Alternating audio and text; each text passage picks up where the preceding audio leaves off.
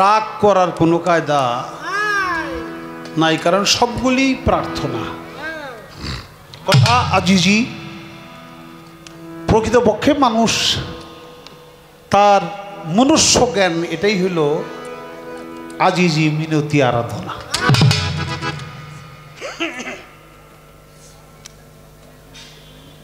বলছে তুমি যদি সত্যের পক্ষেই, ধর্মের পক্ষেই থাকো, ধরো এই সরাই সরা স্ট্যান্ডার্ড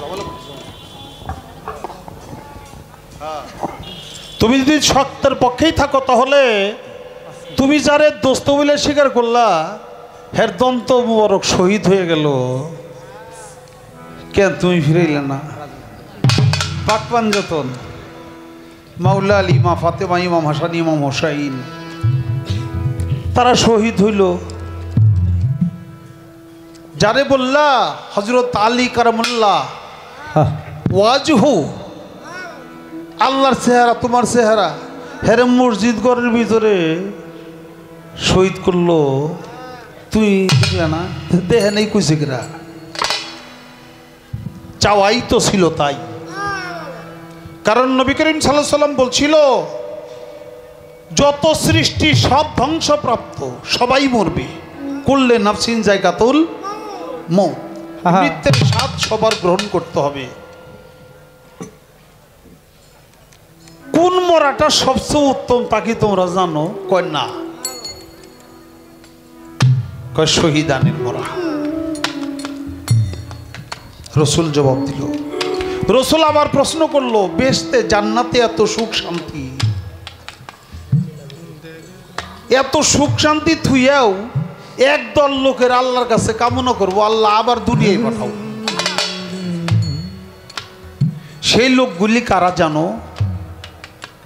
সাহাবারা বলল না। নবী বলল, তারা হলো শহীদান, যারা দুনিয়াতে শহীদ হয়ে গেছে। শহীদানের এত মর্যাদা, এই মর্যাদা দেখা তারা বলবে, আল্লাহ আবার দুনিয়ায় পাঠাও, আমরা নতুন করে আর একবার শহীদ হয়ে আসি। তাই সবচেয়ে উত্তম মরা হলো শহীদ।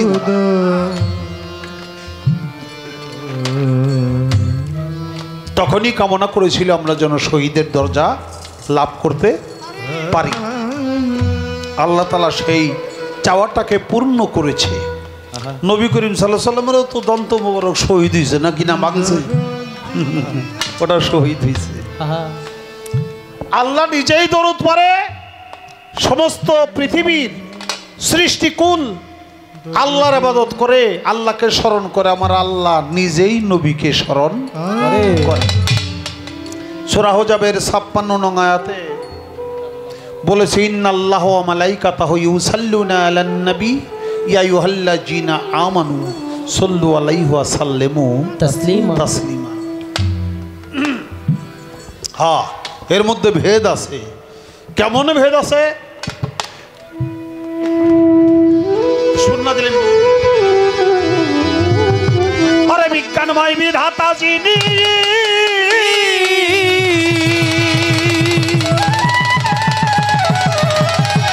ওরে ভাই বিজ্ঞানময় বিধাতা যিনি, অজানাত্মা রূপে আছে তিনি, নবরূপে নিজেই নারায়ণ।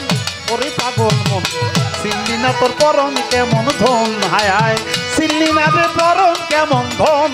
ওরে পাগল মন, চিনলি না তোর গুরু কেমন ধন, বাবা চিনলি না রে পরম কেমন ধন। ওরে পাগল মন, চিনলি না রে পরম কেমন ধন, বাবা চিনলি না রে পরম কেমন ধন। ওরে পাগল মন, চিনলি না রে পরম কেমন ধন।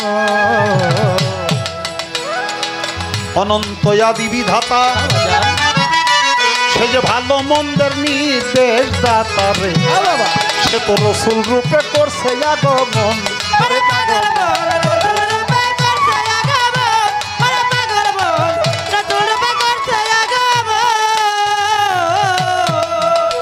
সে যে রবুবিয়াত সঙ্গে লইয়া,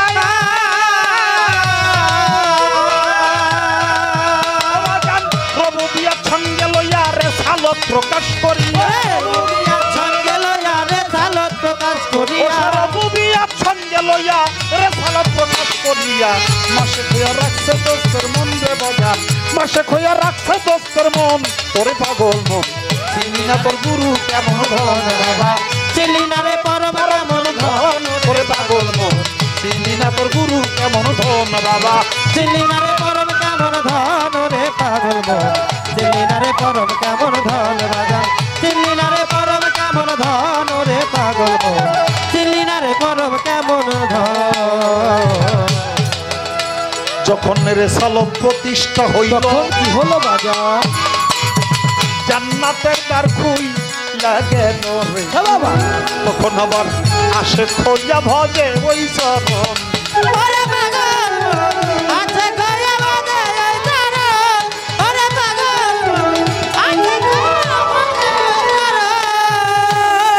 তখন মাওলায়াতি জারি হইল যখন মাওলায়াতি জারি হইল রেসালত বাতুনে গেল ওরে মাওলায়াতি জারি হইল রে তালত বাতুলে গেল মাওলায়াতি জারি হইল রেসালত বাতুনে গেল মানব গুরু আলীর আগমন রে হইল মানব গুরু আলীর আগমন ওরে পাগল মন চিনলি না তোর বাজান কেমন ধন আয় আয় চিনলি না রে মুর্শিদ কেমন ধন ওরে পাগল মন চিনলি না তোর পরম কেমন ধন বিজ্ঞান বাইবি হাতা দিলি বিজ্ঞান বাইবি হাতা দিলি আত্মা রূপে আছেন তিনি নবরূপে নিজেই নারায়ণ জগতে নবরূপে নিজেই নারায়ণ রে পাগল মন চিনলি না তোর পরম কেমন ধন বাজান চিনলি না রে পরম কেমন ধন রে পাগল মন চিনলি না রে পরম কেমন ধন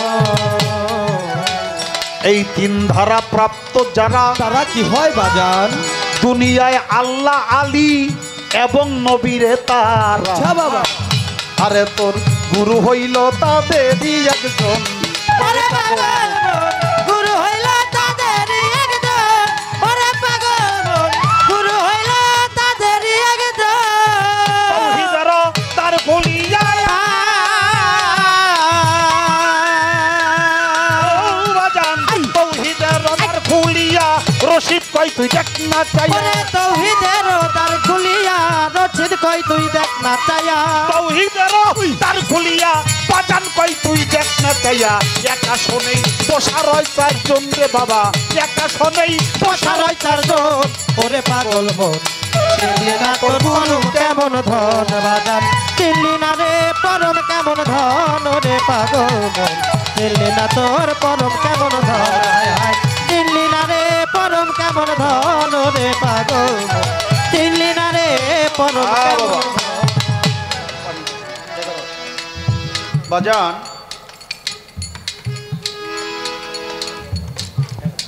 আমার বাজান তার গানের মধ্যে বলল চিনলি না তোর পরম কেমন ধন গুরু কেমন ধন বিজ্ঞানময় বিধাতা যিনি আত্মারূপে আছেন তিনি নবরূপে নিজেই নারায়ণ নানান রূপে যত কল্লা তত আল্লাহ আল্লাহ অনন্ত আদি বিধাতা সে তো ভালো এবং মন্দের নির্দেশদাতা রসুল রূপে করছে আগমন আগমন দেখেন নিরাকারে আল্লাহ আর যখন আল্লাহ তাআলা কোন আকার রূপ নেয় তখন তার নাম হয় মুহাম্মাদুর রাসূল আল্লাহ অর্থাৎ একজনই দুইজন যখন রেসালত প্রতিষ্ঠা হইল জান্নাতের দ্বার খুইলা গেল তখন আবার আসে খুঁজাই ভজে ওই চরণ ওই চরণ। যখন মাওলায়াতি জারি হইল রেসালত বাতুনে গেল হইল মানব গুরু আলীর আগমন আহা নবী পর্যন্ত নবুয়ত মাওলা আলী থেকে বেলায়ত এই তিন ধারা প্রাপ্ত যারা রববিয়াত রেসালত মাওলায়া এই তিন ধারা প্রাপ্ত যারা আল্লাহ নবী এবং আলী তারা তোর গুরু হইল তাদেরই একজন একজন একবার তৌহিদের দ্বার খুলি আমার বাজান রশিদ কয় তুই দেখ না চাই এক আসনেই বসার হয় চারজন চারজন আল্লাহ নবী আলী আর অলি, অর্থাৎ তুমি যার কাছে মুড়ি দিছ সে হইল অলি। এই চারজনে মিলে হইল একজন। আমি আর কোনো কথা বাড়াবো না। মাওলা আলী, মাওলা আলীর লকমটা কি?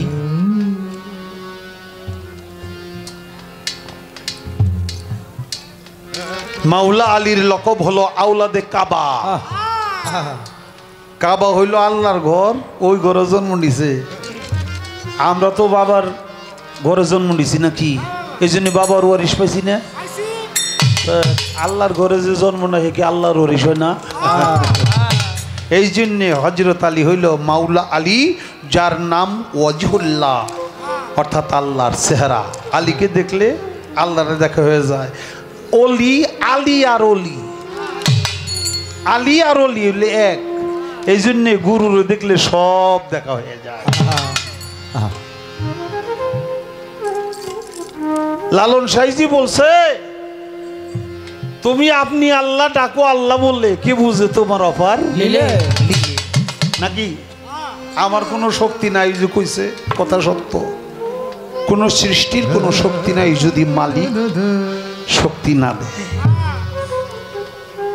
বাজান, এখানে ব্যবহার্যের একটা বিষয় আছে। হাতের শক্তি আছে তাই তো আমি লড়াইতে পারি, কাউরে মারতে পারি নাকি? শক্তি না থাকলে পারতাম?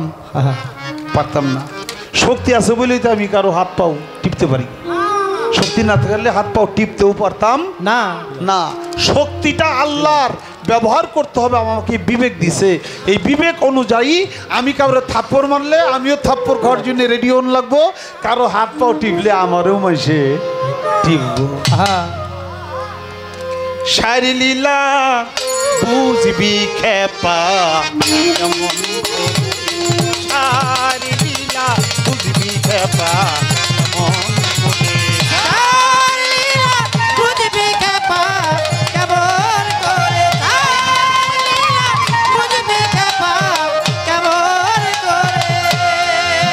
আমাদের মাঝে আজিজিয়া দরবারের পক্ষ থেকে আমার বাবু ভাই 500 টাকা দিয়ে আশীর্বাদ করেছে।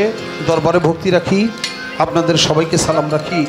আমার এক বাবাজি, গুণী একজন বাবা, শাহজাহান আল চিশতি নিজামী, খুব ওয়ার্ল্ডের একজন ভালো মাফিয়ার শিল্পী। কিন্তু আমরা আগে জানতামও না, দেখা খুব কষ্ট পেলাম যে বাবাই নিজে খেরের মধ্যে বসে গান শুনে আহারে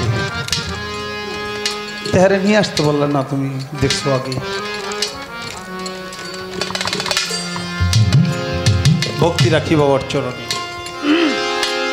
আশীর্বাদ চাই, দোয়া চাই, দয়া চাই। লীলা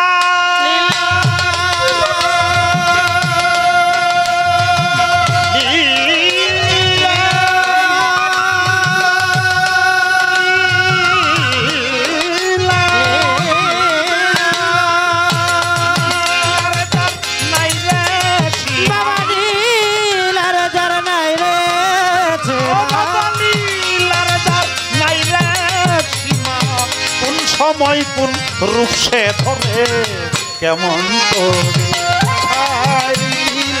বুঝবি খেপা, কেমন করে বুঝবি খেপা, কেমন করে।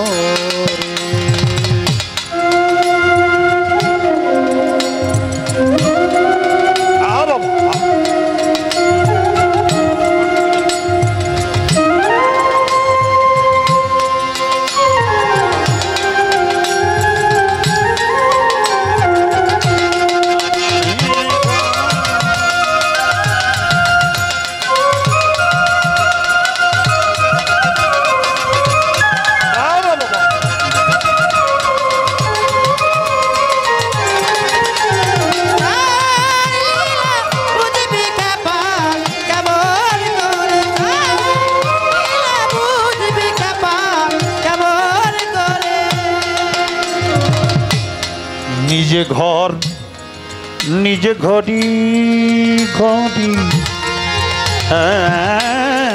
রে নিজে ঘর নিজে ঘড়ি নিজেই করে রসের চুরি ঘরে ঘরে নিজে ঘর নিজে ঘড়ি নিজেই করে রসের চুরি ঘরে ঘরে নিজেই ঘর নিজে ঘড়ি নিজেই করে রসের চুরি ঘরে ঘরে সাই আমার আপনি করে ম্যাজেস্টারি আপনি করে সাই আমার আপনি করে ম্যাজেস্টারি আবার আপনি পায়ে বেরি পরে কেমন তো আপনি করে আমার আপনি করে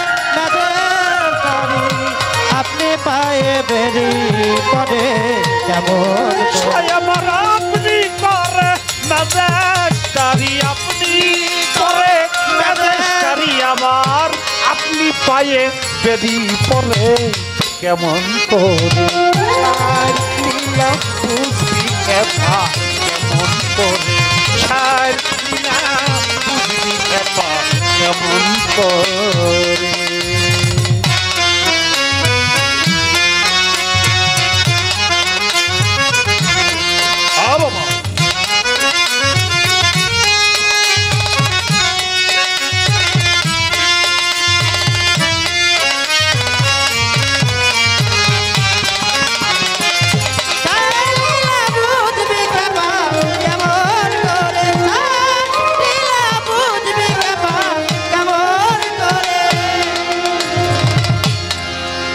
গঙ্গা গেলে গঙ্গা জল হয় রে আরে ওরে গঙ্গা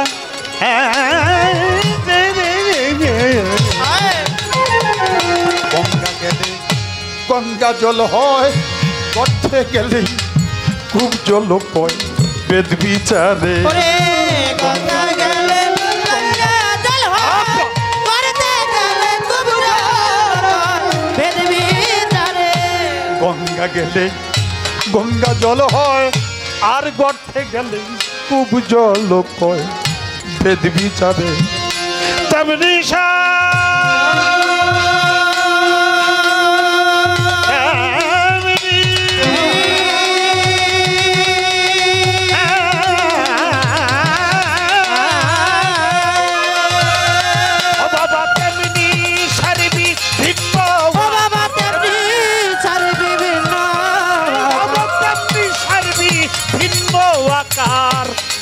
পাত্র অনুসারে কেমন করে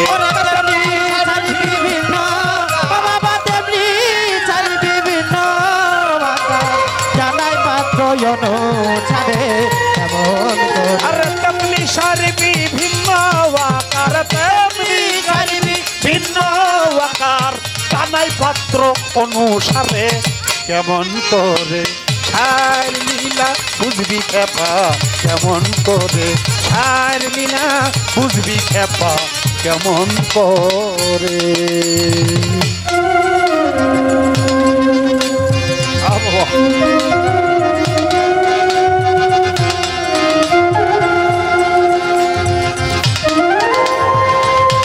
আহা বাবা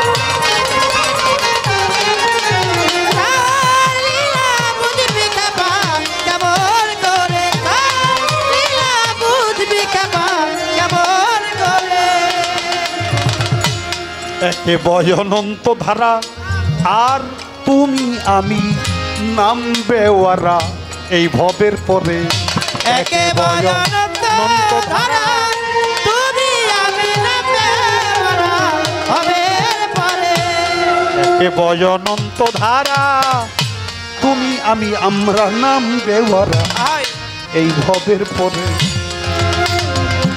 লালন বলে সাইদি লালন বলে আমি ও ছাইদি লালন বলে আমি সাইদি লালন বলে আমি কেবা জানলেই ধাঁধা যে তো দূরে কেমন করে ছাইদি লালন বলে আমি ও ছাইদি লালন বলে আমি কেবা জানলে ধাঁধা যেত দূরে কেমন করে ওরে লালন বলে আমি কেবা লালন বলে আমি কেবা জানলেই ধাঁধা যে তো দূরে কেমন করে ছায়ের নীলা বুঝবি কেবা কেমন করে ছায়ের নীলা বুঝবি কেবা কেমন করে বুঝবি কেবা কেমন একে বয় অনন্ত ধারা তুমি আমি নাম বেওয়ারা বাবা বেওয়ারিশ লাশের খবর জানেন না রাস্তাঘাটে পড়ে থাকে কোনো মালিক নাই আরে আমরা সবাই বেওয়ারিশ আমাদের কোনো ঠিকানা নাই